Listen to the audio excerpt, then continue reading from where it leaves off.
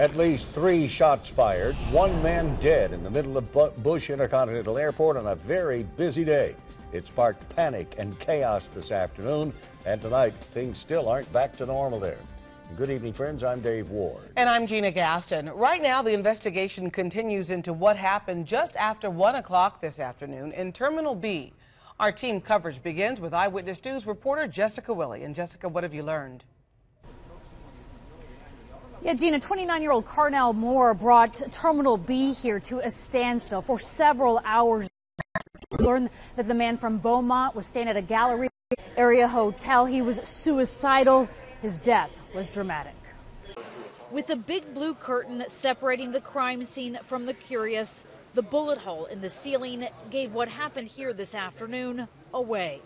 Gunshots inside an unlikely place. There's 2 shots, about a 6 or 7 second delay, and 2 more, and then the final one.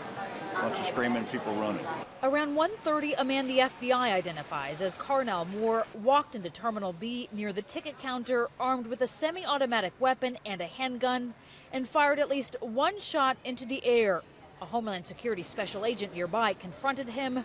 More gunfire followed. The suspect, still armed, turned towards the special agent. The special agent then discharged his weapon, fearing for his safety and that of the passengers in the terminal. At the same time, it appears that the suspect may have shot himself.